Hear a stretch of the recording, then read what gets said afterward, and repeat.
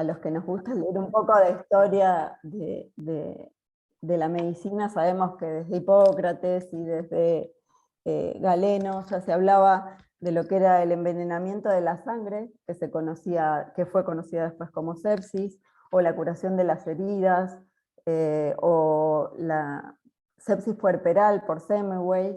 Digamos, sí, es un tema que evidentemente muy conocido desde siempre. Nosotros cuando pensamos en sepsis, en realidad tenemos que tener en cuenta dos cosas principales. Cómo se presenta el paciente y pensar en sepsis. Y lo segundo, tal vez más importante, es el tiempo que tenemos para actuar. Entonces, me gustó mucho este cuadro porque resume las dos cosas más elementales. Puedo tener el apuntador acá, el puntero, que resume todo, en realidad, desde los síntomas, que pueden ser la temperatura, que el paciente puede presentarse con hipertermia o con hipotermia, puede tener una infección evidente al momento de la presentación y la consulta, o puede ser un paciente que en realidad no se encuentra un foco claro, que es lo que nos pasa más frecuentemente. Tenemos confusión mental en la mayoría de los pacientes, o enlentecimiento o tendencia al sueño, y esto se puede deber a muchos motivos: la presencia de toxinas, la edad del paciente, la fiebre, pero sí tenemos frente a nosotros un paciente que está extremadamente enfermo. Es decir, que tiene dolores musculares, un disconfort notable, puede tener taquicardia, puede tener aumento de la frecuencia respiratoria. Entonces, con estas cuatro cosas, nosotros podemos pensar que estamos frente a un paciente séptico. Entonces, ¿qué es la sepsis? La sepsis es aquella infección que pone en riesgo, por un lado, la vida de la persona, y por el otro lado nos lleva al fallo o la injuria multiorgánica. Y por lo tanto, esto lo convierte en una verdadera emergencia.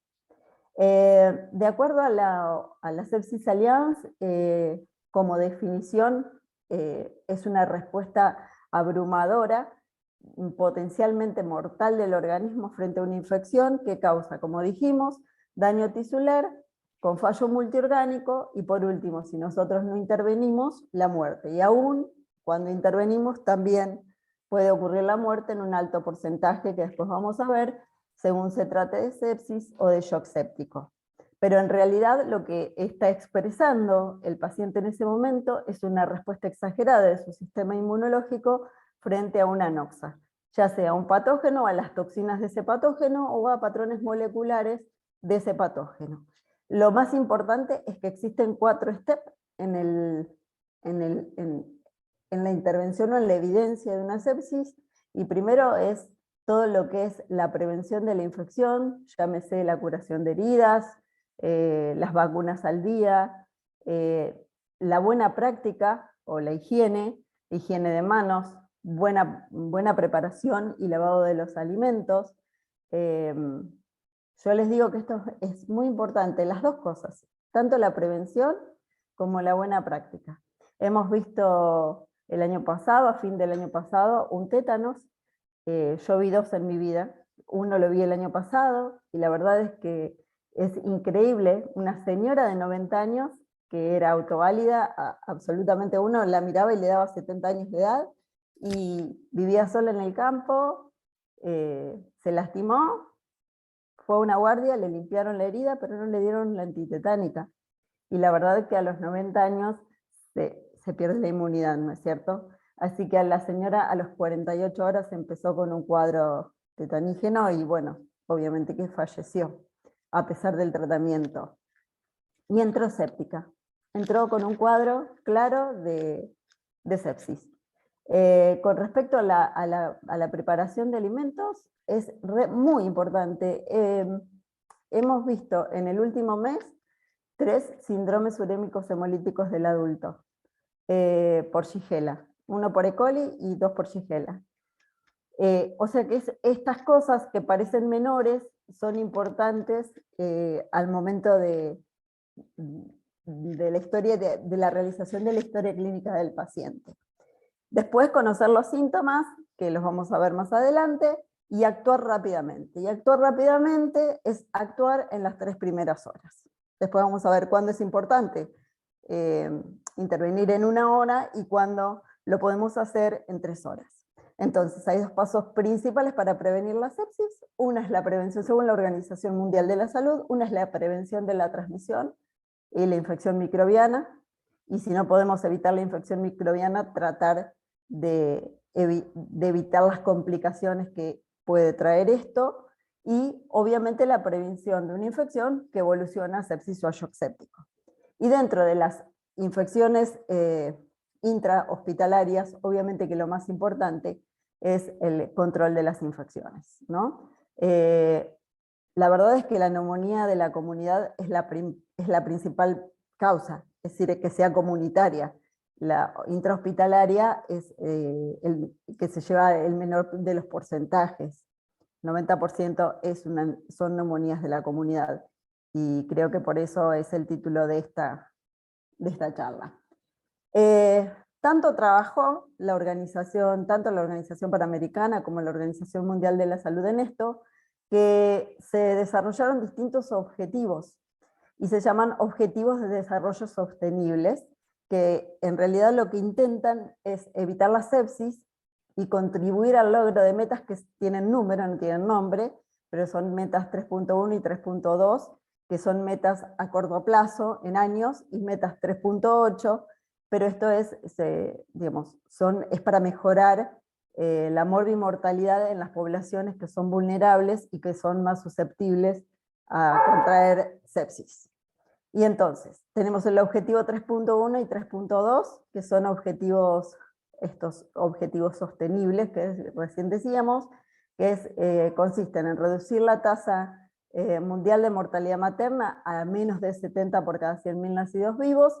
El objetivo 3.2 es para el año 2030, muy poquito falta, ¿no? Uno no piensa que no sé si se va a poder lograr en las circunstancias que está atravesando el mundo en este momento, pero bueno, la Organización Mundial de la Salud así lo dice, así que para el 2030 poner fin a las muertes prevenibles de los recién nacidos y niños menores de 5 años, con el objetivo de que todos los países puedan reducir la mortalidad neonatal y la mortalidad en niños menores de 5 años.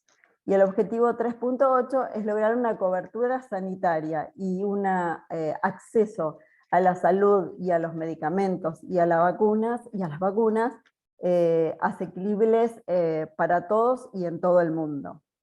Esto suena muy lindo, pero realmente no es así, ¿no? O parece por lo menos no serlo.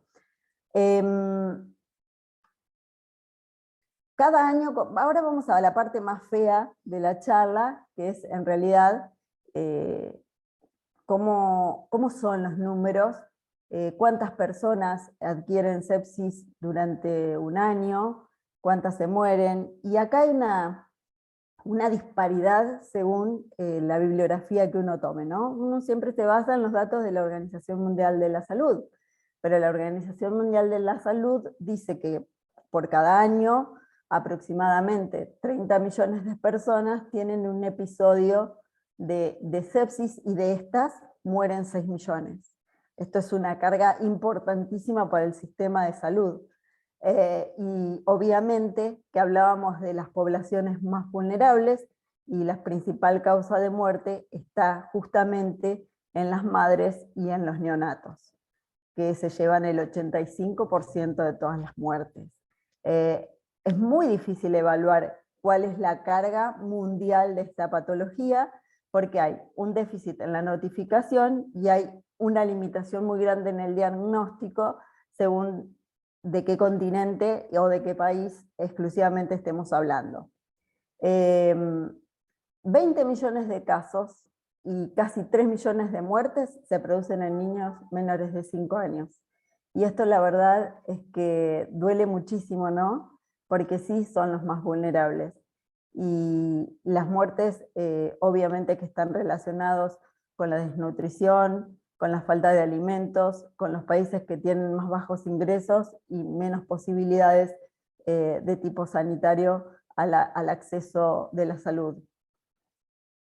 Sin embargo, una publicación reciente, de hace 2 años, o un poquito menos, que salió en el Lancet, estimó, esto es importante porque utilizaron un periodo de tiempo, la verdad, importante, desde la década del 90 hasta el año 2017, y ellos evaluaron que casi 50 millones de personas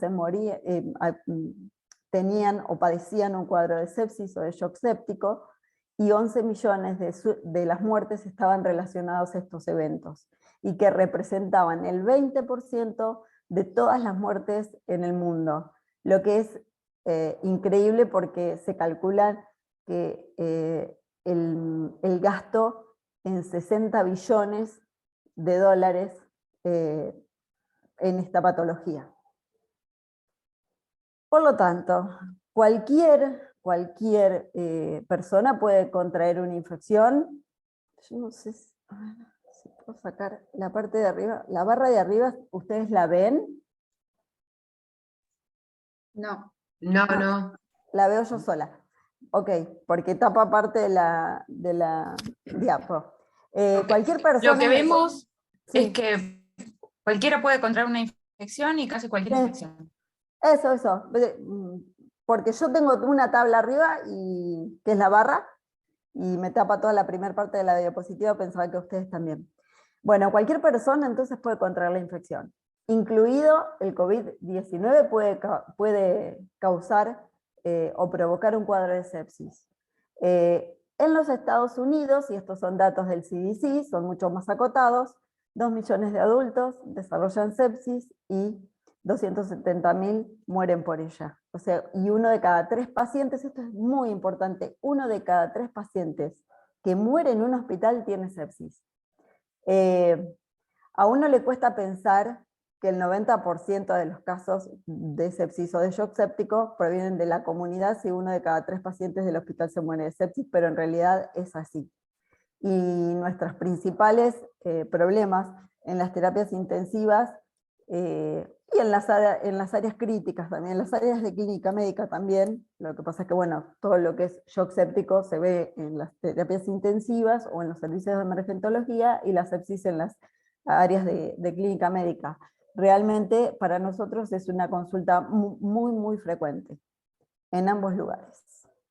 Pero sin embargo, uno asume que la sepsis está causada por bacterias, y bacterias de las más comunes. Eso es cierto, y es así en su gran mayoría, pero en países pobres, y esto es importante porque son los que más contribuyen a la mortalidad, tanto dengue como malaria, como infecciones asociadas a la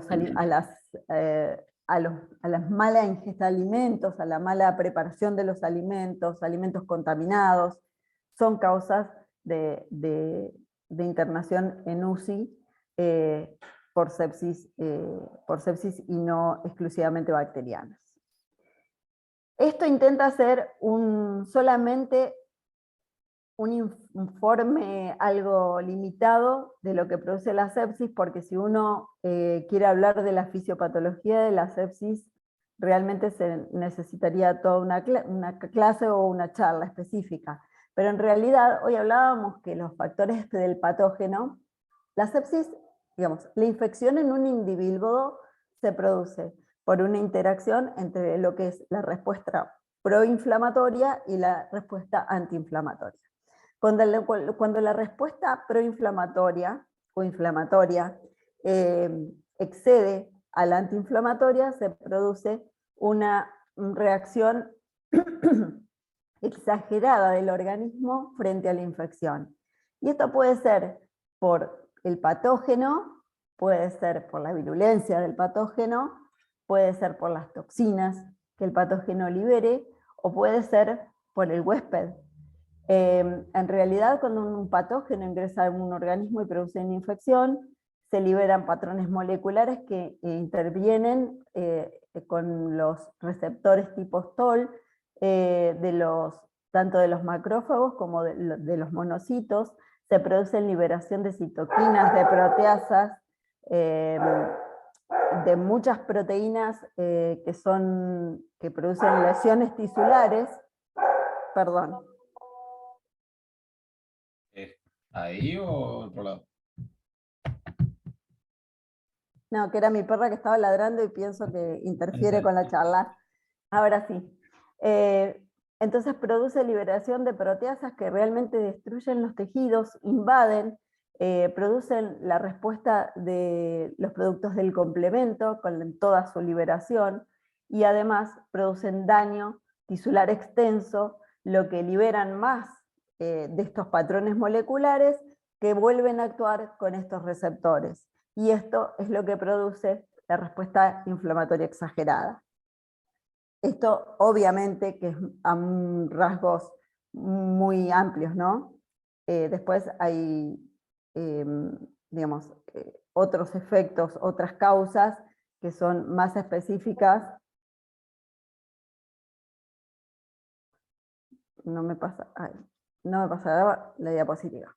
Que son mucho más específicas del estudio de lo que es la microcirculación, el efecto de la toxina, los superantígenos, y bueno, no es intención de esta charla hacer hincapié en esto, solamente sí, en las cosas más importantes. Una es la que acabo de describir, y otra es esta, que en realidad se producen efectos a nivel de la coagulación. Se incrementan todos los factores de la coagulación en detrimento de todo lo que es anticoagulantes. Por lo tanto, todos los que son las trampas de neutrófilos actúan como trombogénicos, producen trombos en la pequeña circulación. Esto produce alteración de la perfusión tisular. Además, se produce vasodilatación con caída de la presión, y también lo que se produce es el aumento de la unión célula-célula del endotelio a través de una proteína que se llama gaderina, y esto produce la transsudación del plasma al líquido extracelular, lo que promueve la menor oxigenación de los tejidos, y de ahí la falla multiorgánica.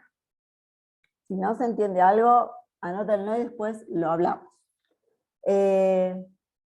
¿Quiénes están en riesgo? Porque dijimos que por un lado el patógeno podía ser suficiente para que a un huésped inmunocompetente le causara una sepsis o un shock séptico de magnitud que lo llevara a la muerte en pocas horas. Pero también hay factores de riesgo que dependen del huésped, dijimos. Y estos son los adultos mayores de 65 años, los pacientes que tienen patologías crónicas, ya sea diabetes, patologías como enfermedades crónicas pulmonares, enfermedades crónicas renales, enfermedades crónicas hepáticas, trasplantados, etc. Pacientes que tienen defectos en su sistema inmunológico, y niños menores de 1 año. Y piensen que cada 3 segundos alguien en el mundo muere de sepsis, así que nosotros durante esta charla tenemos varios muertos a cargo. Con respecto a las definiciones de sepsis, yo les dije que el año 2017 fue el cambio en lo que fue la definición. Y este cambio fue a través de los años. Durante la década del 90, específicamente en el año 1992, el consenso definió como sepsis la existencia de un síndrome de respuesta inflamatoria sistémica originado por una infección, y esto era un concepto muy amplio. En el 2001 se tardaron bastantes años en corregir esto, y la verdad que se agregaron millones de parámetros a tener en cuenta lo que era sepsis. Y en este momento las definiciones eran de sepsis severa y shock séptico. Nosotros nunca nos explicábamos esta diferencia entre sepsis severa y shock séptico, porque en realidad no existía. Para nosotros siempre existió sepsis y shock séptico, y eso se logró recién digamos, en el consenso del año 2017, donde se desterró el concepto de sepsis severa y quedó sepsis y shock séptico. Y esto la verdad es que nos simplificó mucho todo el tema, ¿no es cierto? Porque la disfunción aberrante que decíamos que amenazaba la vida ahora era la sepsis, que era infección más aumento del SOFA en 2 puntos, que se asociaba a una mortalidad del 10%, y esta mortalidad ascendía al 40% cuando nosotros hablábamos de shock séptico. ¿Qué era el shock séptico? Era la sepsis, que dijimos anteriormente, más el requerimiento de vasopresores para mantener una tensión arterial media que superara los 65 milímetros de mercurio. Y además también se definía por el nivel del lactato, que para nosotros es fundamental. Lo medimos sistemáticamente y lo medimos en la guardia en el momento en que tenemos al paciente. Lo más importante es la diferencia de la mortalidad entre 2 cuadros que tienen una línea muy finita que los diferencia, pero que es nada menos que la utilización de vasopresores para mantener la presión arterial adecuada. Con respecto a los factores que son independientes, predictores de mortalidad, hay 4 o 5 a tener en cuenta. El SOFA a las 24 horas es uno de los más importantes, pero después tenemos el lactato como punto de corte de 2 miliosmoles por litro. Tener en cuenta el score de Charson, que en realidad es el score que nos muestra las morbilidades del paciente, las comorbilidades del paciente, que son ya sea fallo renal, fallo cardíaco o enfermedades renales, enfermedades cardíacas, enfermedades pulmonares, diabetes, bueno, es un score que tiene varios puntos. La ventilación mecánica es importantísima, y esto es importante porque es la duración previa de los síntomas, por eso es tan importante lo que se llama tiempo cero o hora cero, que es cuando nosotros recibimos al paciente, porque el paciente ya viene seguramente con síntomas. Entonces nos da muy poco margen para intervención terapéutica nosotros. Y obviamente las infecciones causadas por microorganismos multiresistentes, que son el problema de la actualidad en la mayoría de las terapias intensivas, y que son los que responden a la sepsis o al shock séptico intrahospitalario. Ahora bien, ¿qué tenemos como herramientas rápidas para evaluar a un paciente que puede estar frente a un cuadro de sepsis o de shock? En un servicio de urgencias médicas tenemos lo que se llama el Quick SOFA. El Quick SOFA tiene 3 variables, que es la tasa, bueno, la frecuencia respiratoria, la alteración mental, es decir, la escala de Glasgow, y la presión sistólica. Esto con valores, obviamente, una tasa respiratoria mayor a 22, un Glasgow menor de 13, una presión sistólica menor o igual a 100, son criterios de gravedad, y cuando tenemos al menos 2 de estos 3 criterios, tenemos un valor predictivo que es similar al SOFA, que obviamente el SOFA tiene más variables, ¿no? Tenemos para evaluar el SOFA tenemos la PAFI, las plaquetas, la bilirrubina, la tensión arterial media, todo lo que es Glasgow, sistema nervioso central, y la creatinina. Es decir, hay algunos parámetros más, pero tampoco son tantas las variables. Pero esto sí es rápido y nos permite por lo menos saber qué paciente está en riesgo de muerte. Entonces, cuando tenemos un paciente con sospecha de infección, lo primero que hacemos es el Quick SOFA. Si el Quick SOFA es mayor a 2, hacemos el SOFA. Si el SOFA es mayor de 2, estamos en presencia de una sepsis. Y si además a esa sepsis se le suma que el paciente requiere vasopresores o tiene un lactato mayor de 2, estamos frente a un shock séptico. Obviamente que si no tenemos un Quick SOFA de 2, no, hay que monitorear al paciente, y si tenemos un SOFA mayor a 2, también lo tenemos que reevaluar, pero tenemos un margen de tiempo algo mayor. Lo importante es siempre que el Quick SOFA predice la posibilidad de mortalidad del paciente, y es un paciente que requiere de nuestra atención inmediata. Entonces, como recomendación, para los adultos con sospecha de sepsis, primero se mide el lactato en sangre. Cuando los adultos están con probable shock séptico o una alta probabilidad de sepsis, hay que administrar los antibióticos en la primera hora del reconocimiento. Es decir, desde el tiempo cero nos tomamos una hora. Y en esta hora no importa si nosotros le podemos tomar los cultivos o no al paciente, lo reanimamos y le ponemos los antibióticos. Si se pueden tomar los cultivos es de excelente práctica, pero si no, no vamos a demorar el tratamiento antibiótico por la toma de cultivos. Sepsis in shock, la evaluación rápida, hay que evaluar a ver si realmente las causas son infecciosas o no son infecciosas. Y ahí va la posibilidad o la probabilidad de que estemos frente a una infección. Con la evaluación rápida, ¿qué incluimos? Incluimos la historia clínica del paciente, si tiene alguna comorbilidad, ver bien el examen clínico, y el examen clínico es importante, sobre todo en los pacientes que no tienen un foco evidente, porque recuerden que las infecciones severas de piel y partes blandas, como las fascitis necrotizantes, pueden aparecer con síntomas muy sutiles al principio que evolucionan rápidamente a la muerte. Entonces ahí sí tenemos que ver pruebas para causas infecciosas y no infecciosas, y el tratamiento inmediato, siempre que sea posible y no estemos frente a un shock, puede completarse en las 3 horas posteriores. Esto lo vamos a volver a ver después. Entonces, ¿cuáles son los síntomas y signos de sepsis? Primero, confusión o desorientación, y acá entra lo que implica el SOFA, ¿no? La frecuencia respiratoria elevada, la frecuencia cardíaca elevada, fiebre o escalofríos, extremo dolor muscular. Esto es importantísimo. Hay pacientes que vienen en shock séptico, y después les voy a contar un caso, y si no me acuerdo, me hacen acordar de contárselo porque es muy típico, pero vienen con dolor muscular, con un cuadro de miositis importante. Cuando uno mide la CPK está por las nubes, y esto también es importante tenerlo en cuenta en una determinada etiología. Y puede haber sudoración o piel fría, sudorosa. Es de fácil reconocimiento cuando uno ve, y rápido cuando uno ve al paciente en la guardia. ¿Cuáles son?